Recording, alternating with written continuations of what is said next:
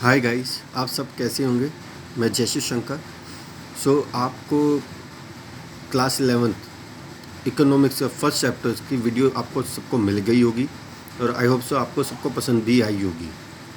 और हो सके और मैं आपसे एक रिक्वेस्ट करना चाहूँगा कि मेरे जो वीडियोस हैं उनको लाइक और सब्सक्राइब ज़रूर करें, नहीं तो फिर पता नहीं लग पाएगा कि कौन, यदि पर्सन को समझ में भी आ रहा होगा तो मैं उसको क्लियर बता नहीं पाऊँगा। ठीक है, तो मेरे को ज़रूर सब्सक्राइब करें और कमेंट भी करें यदि आपको कुछ समझ में नहीं आ रहा है, यदि आप वो क्लियरिटी चाहते हैं। ओके, सो गाइस, आज मैं अपना second chapter central problem of an economic concept start करने जा रहा हूँ। अभी आपको उसकी वीडियो अपलोड होकर मिल जाएगी। Guys, what is an economic problem, economy की क्या क्या प्रॉब्लम होती है, ये सब आप जानते हो कि ह्यूमन बींग्स की अनलिमिटेड इच्छाएँ होती हैं जो कि वो एक समय में पूरे नहीं कर सकता। ठीक है, तो हमारे यहाँ पे 3 प्रकार की पीपल्स रहते हैं। Middle class, upper family, middle class family, lower family और उससे भी लोअर, फोर्थ पार्ट में कैटेगरी में हमारे पीपल्स को डिवाइड किया गया है। और हम जानते हैं हमारे एक जो तबका है वो काफ़ी लो पॉवर्टी का है, जिसको कुछ भी चीज़ें भी मिलना असंभव नहीं हो पाती। मिडिल क्लास फैमिली है जो कि अपना गुजारा कर लेते हैं, और सबसे अपर हाई है जिसके पास बहुत सा ज़्यादा पैसा है, या तो बिल्कुल ही लो है, या सबसे ज़्यादा पैसा ही गिने चुने 1% पब्लिक के पास होता है। हमारे पास काफ़ी इकोनॉमिक समस्याएं हैं। एक तो पॉपुलेशन की भी समस्या है, रोज़गार की भी समस्या है, रिसोर्स जो हमारे पास साधन है उनकी भी समस्याएँ हैं, ऊपर से हमारे पास टेक्नोलॉजी की भी समस्याएँ हैं, जिसके कारण हमें ये समस्या इकोनॉमी में देखने को मिलती हैं। हम अपनी चीज़ों को एक्सपोर्ट नहीं कर पाते। इसका रीज़न ये है कि हम अपने जो पब्लिक की क्षमता होती है उसको यूटिलाइज बहुत कम कर पाते हैं। ये भी एक रीज़न है। अब इकोनॉमिक प्रॉब्लम में यही चीज़ें होती हैं, जैसे कि मैं आपको बता देता हूँ। Wants of human beings are unlimited but the mean satisfaction this wants are scarce. मैं जैसे कि आपको बता चुका हूँ, स्कार्सी का मीनिंग ही ये होता है कि बहुत सी इच्छाएं होती पब्लिक की जो कि वो पूरा नहीं कर पाता। ठीक है, it is impossible for economy to produce everything to each individual because no economic process unlimited sources. Economics के लिए इतना पॉसिबल नहीं है कि वो सभी इच्छाएँ इंडिविजुअल पीपल की पूरा कर सकें। तो जो चीज़ें नेसेसरी होती है उन्हीं चीज़ों को ध्यान में रख के इकोनॉमी को आगे बढ़ाया जाता है। ठीक है, इकोनॉमी में आपके लाइक आते हैं, लैंड आता है, लेबर आते, कैपिटल होती है। ठीक है, एग्जाम्पल के economy has to decide how much resources are to be used. इसमें ये क्या कह रहा है कि एग्जाम्पल के तौर पर हम ये ले सकते हैं कि इकोनॉमी ने निर्णय लिया कि हमें कितने संसाधन एक चीज़ पर लगाने हैं और कितना पब्लिक को जो लेबर है उसका यूटिलाइज़ करना है, कितनी लैंड का हमें यूज़ करना है किसी चीज़ का पैदावार करने के लिए, या भाई किसी चीज़ का प्रोडक्शन बढ़ाने के लिए। Okay, right. ये चीज़ें हमारे पास होती हैं।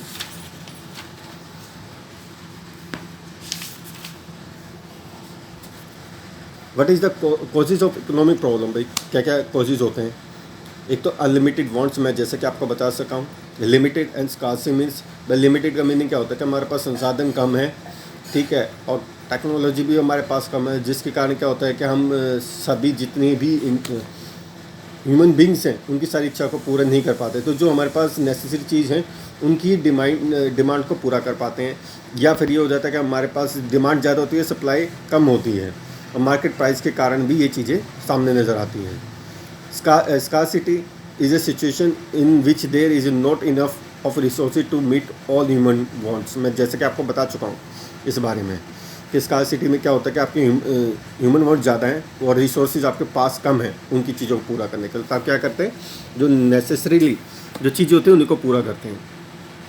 Another cause of economic alternative uses, हमारे पास दूसरा विकल्प ना होने के कारण भी ये भी चीज़ें परेशानी का सामना करना पड़ता है। यदि सपोज़ हमारे पास यदि हमारे पास, तो मैं आपको एक एग्जांपल देता हूँ। हमारे पास एक कोक है और एक पेप्सी है। अब सपोज़ हम कोक हम ज़्यादातर पसंद करते हैं, पेप्सी को थोड़ा कम पसंद करते हैं। तो हम क्या करेंगे कि मतलब कोक नहीं है तो अल्टरनेटिव यूज हम पेप्सी को यूज़ कर सकते हैं, क्योंकि उसका साल्ट और टेस्ट तो सही नहीं होता है, राइट। तो यही चीज़ें हमें सामने देखने को मिलती हैं। तो हमारे पास अल्टरनेट यूजेस करने के लिए कोई दूसरी चीज़ नहीं हो पाती। तो ये कितना कोई प्रॉब्लम में ये चीज़ हमें हमेशा दिक्कत का सामना करना पड़ता है। सो अब सेंट्रल प्रॉब्लम ऑफ इकोनॉमी की क्या है कि भाई हमें what to produce, how to produce, from whom to produce. What to produce का मैंने क्या प्रोड्यूस करना है, क्या उत्पादन करना है, कैसे करना है, फ्रॉम हुम टू प्रोड्यूस। ठीक है, व्हाट टू प्रोड्यूस में क्या होता है कि सबसे बड़ी समस्या होता है कि हमें जिस चीज़ के लिए हमने लैंड लिया है, लैंड भूमि का अधिग्रहण किया है, तो उसमें हम क्या करें, हम क्या पैदावार करें। भाई चावल उगाएं या फिर भाई गेहूँ की खेती करें, ठीक है, बहुत सी चीज़ें होती हैं, या भाई हम सब्जी का पैदावार करें। तो हमारे पास मैं जैसा कि आपको बता चुका हूँ कि स्कार्सिटी होती है, तो हम एक चीज़ में ही उलझे रहते हैं।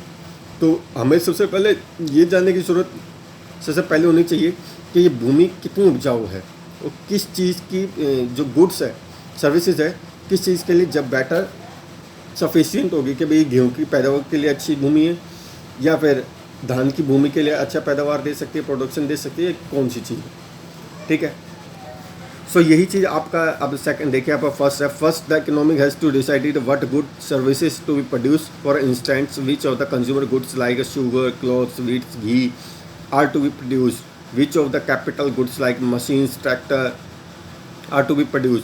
सो अब मैंने जैसा कि आपको बताया कि हमें क्या उत्पादन करना है, या फिर हम ये कह सकते हैं किस चीज़ का यूज़ करना है, लेबर का यूज़ करना है या मशीन्स का यूज़ करना है, राइट। सेकंड है when economy has taken a decision as to what goods and services are to be produced.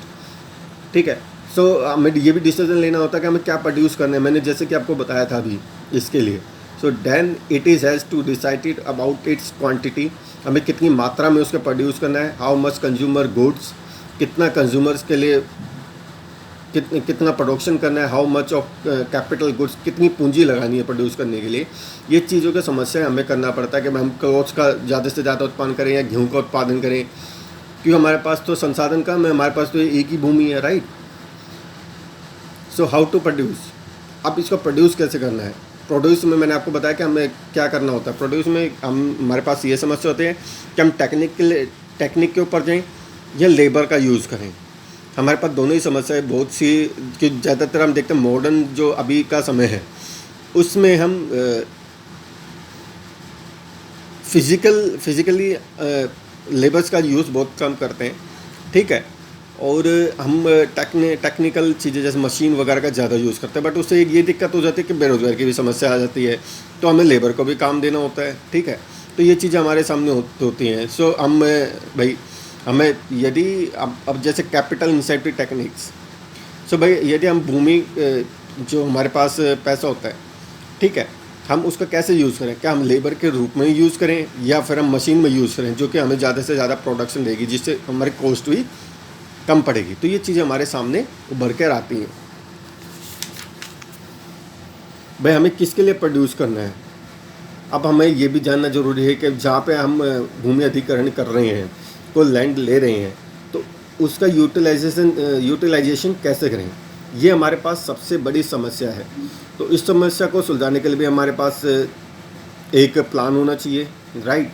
सो हम भाई अब ये हो जाता है कि जो अमीर आदमी है उसके लिए करें, जो पुअर है उसके लिए करें, या जो मिडिल क्लास फैमिली है उसके लिए करें। यदि हम भाई पुअर फैमिली के उत्थान के लिए करेंगे तो बेसी बात है कि भाई हमें सस्ते से सस्ते चीज़ बेचनी पड़ेगी। तो फिर इससे क्या होगा, जो प्रोड्यूसर है उसकी लागत ज़्यादा बढ़ जाएगी, उसको प्रॉफिट नहीं हो पाएगा। तो हमें सभी चीज़ें देख के हमें मैक्सिमाइज से मैक्सिमाइज प्रॉफिट भी ध्यान में रखना होता है और सभी की इच्छा भी पूरी करनी होती है। तो हमें ये दोनों चीज़ें देखनी होती है ताकि हमारी जीडीपी जो है वो भी ग्रोथ करे, ठीक है, और बैकवर्ड भी आगे बढ़े, और जो रिच पीपल उनकी भी प्रॉब्लम सॉल्व हो जाए, राइट। अब ये कह रहे हैं कि solution of central economic and different economics. भाई सेंट्रल इकोनॉमिक डिफरेंट सॉल्यूशन होते हैं। मार्केट इकोनॉमी कौन सी है। मार्केट इकोनॉमी एक फ्री इकोनॉमी होती है जहाँ पर भाई ऐसी कोई रोक टोक नहीं, ना तो गवर्नमेंट का इसमें कोई डिसीजन होता है। गवर्नमेंट बहुत ही कम रेयर चांसेस में अपना एक्सरसाइज करते हैं जब या तो मार्केट लो हो रही होती है, ठीक है। क्या होता है, वहाँ पे सप्लाई एंड डिमांड का पूरा फोर्स होता है मार्केट में, ठीक है। Producer will choose to produce, जो प्रोड्यूसर होता है वो चूज़ करेगा, अपनी कीमत निर्धारण करेगा उस गुड की, ठीक है। और अपना प्रॉफिट को भी मैक्सिमाइज करेगा, because they are interested in maximise their product. Because वे अपने भाई कोई भी होगा, अब मान लो कि मैं हूँ एक प्रोड्यूसर हूँ, तो मैं ये चाहूँगा कि भाई मेरा भी तो प्रॉफिट हो ना। यदि मेरे को प्रॉफिट ही नहीं होगा तो मैं तो obvious सी बात है, जो मैंने लोन लिया है या फिर किसी चीज़ को करने के लिए, तो मैं भी खुद भी बर्बाद हो जाऊँगा। तो हमें एक प्राइस को निर्धारित करना होता है ताकि वो कंज्यूमर तक पहुंच सके और हमें भी मैक्सिमम से मैक्सिमाइज प्रॉफिट हो सके। सेंट्रल प्लान्ड इकोनॉमी कौन सी होती हैं? जिसमें चाइना, रशिया जैसी कंट्रीज़ आती हैं जो कि अपना प्लान लेके चलते हैं कि भाई हमें इतना यहाँ पे कैपिटलाइज इन्वेस्टमेंट करनी है, सोशल वेलफेयर में इतना इन्वेस्ट करना है, ठीक है, और अदर थिंग्स में इतना इन्वेस्ट करना है, राइट। सो हम एक प्लान लेके चलते हैं कि हम इससे ज़्यादा इसमें इन्वेस्ट नहीं करेंगे। तो जैसे कि मैंने आपको प्रीवियसली फर्स्ट चैप्टर में ये मैं आपको पढ़ा चुका हूँ। मिक्स्ड इकोनॉमी क्या होता है? मिक्स्ड इकोनॉमी में हमारे भारत जैसी कंट्रीज़ आती हैं जिसमें आप जो प्रोड्यूसर होता है उसको अपना मैक्सिमाइज भी प्रॉफिट करना पड़ता है, और गवर्नमेंट को सोशल वेलफेयर के लिए भी चीज़ें देखनी होती है, उनको भी संतुष्ट करना होता है, उनकी भी चीज़ों को पूरा करना होता है, ठीक है। सो गवर्नमेंट इसमें अपना हस्तक्षेप करती है कि मान लो मार्केट में अपना हस्तक्षेप करती है कि मान लो कल को कोई दिक्कत हो जाती है या डूबता है मार्केट में पैसा, तो गवर्नमेंट मार्केट को उठाने के लिए अपना पैसा लगाती है। जैसे कि आप देख रहे हैं अभी पेंडेमिक चला हुआ है, आपका पेंडेमिक चला हुआ है कोरोना वायरस का, तो गवर्नमेंट क्या कर रही है, अलग अलग आपको पता है कि 20 लाख करोड़ रुपए तक का पैकेज बैंकों को दे रही है, और आप मानेंगे कि सेकंड 20 लाख का करोड़ का पैकेज आपको अभी पता लगा होगा कि शेयर मार्केट में भी गवर्नमेंट ने लगाया होता है ताकि शेयर मार्केट टूट सके।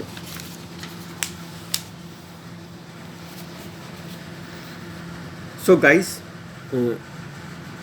कल मैं आपको प्रोडक्शन पॉसिबिलिटी कर्व के बारे में भी समझाऊंगा। So I hope so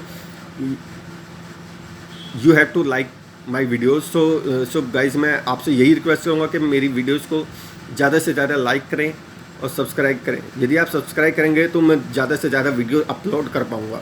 so guys, thank you, good morning and bye, thank you.